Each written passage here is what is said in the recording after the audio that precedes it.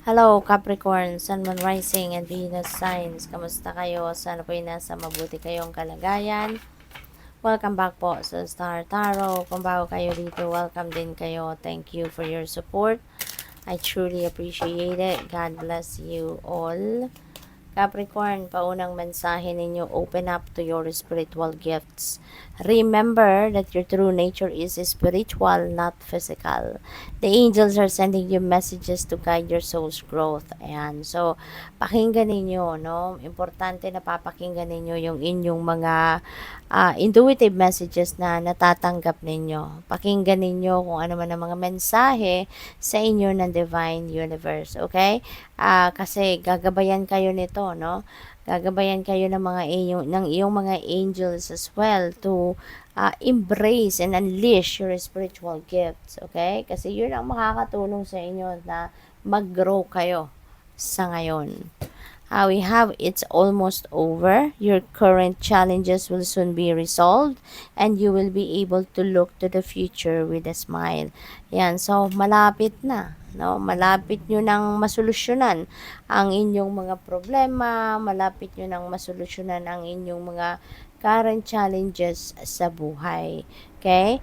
Napakaganda kasi may tawag dito, meron ng guarantee sa inyo dito, no? Na kung ano man ang mga current challenges na pinagdadaanan ninyo soon, no?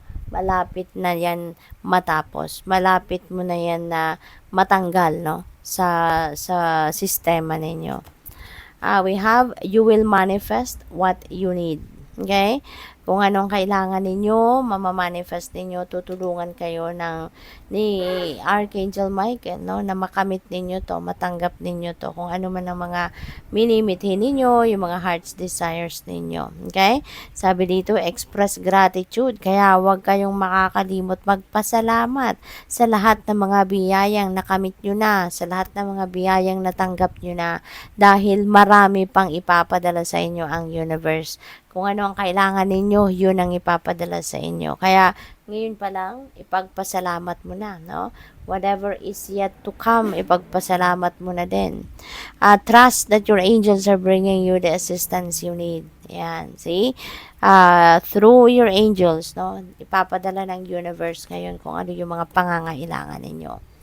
Open your heart. Now, no one is perfect. So, stop judging yourself and others and let love heal the situation. Okay? So, buksan ninyo ang inyong puso. Okay?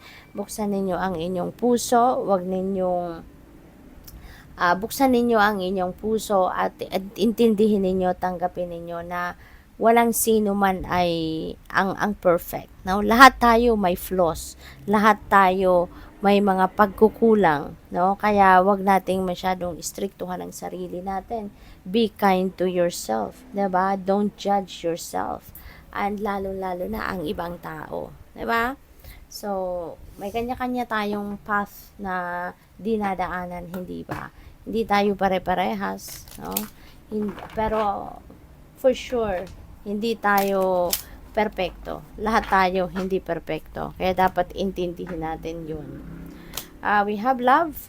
I commit to the practice of seeing the good in all things. Ayan, so napakaganda. Kasi parang sa ngayon, at matututo na kayo, no, na tignan ang mga bagay, tao, sitwasyon, no, in the eyes of love. And with that, hindi ninyo mapapansin na kung ano yung mga flaws. Hindi nyo na mapapansin kung ano yung mga pangit, diba, na mga bagay or ugali or ano man, dededmahin nyo na lang yan. Mas magfo-focus kayo sa kung ano ang positibo, sa kung ano ang mabuti, sa kung ano ang maganda sa isang bagay, sitwasyon, or even tao. Death, and I am learning that endings are merely beginnings. Ayan. So, this is an ending and beginning energy. So, merong napipintong pagbabago sa buhay ninyo. Merong napipintong transformation at maaaring yan ay sa iba't ibang parte ng buhay ninyo or baka meron lang isang area of life na pwedeng gusto ninyo nang baguhin ang inyong sitwasyon.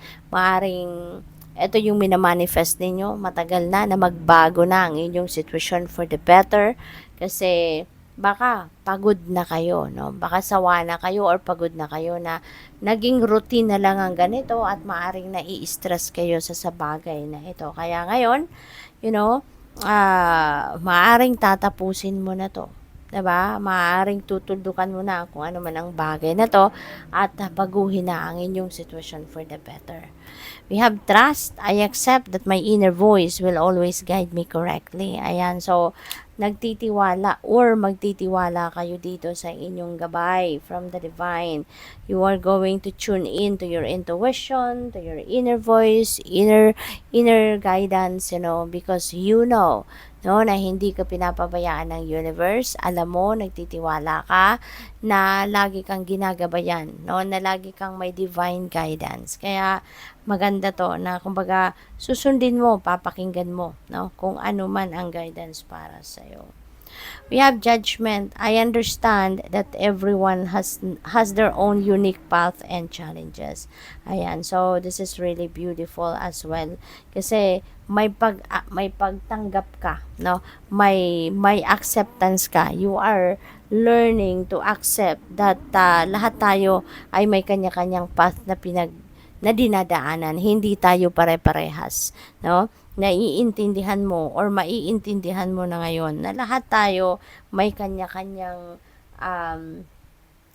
way of life, may kanya-kanyang challenges sa buhay, iba-iba tayo, lahat tayo unique from each other. So maganda 'yon kasi parang in a way, 'di ba, hindi mo na to parang yun nga, no, dahil maiintindihan mo ng ganito, kaya matitigil na din yung pag-judge mo sa sarili mo at sa ibang tao.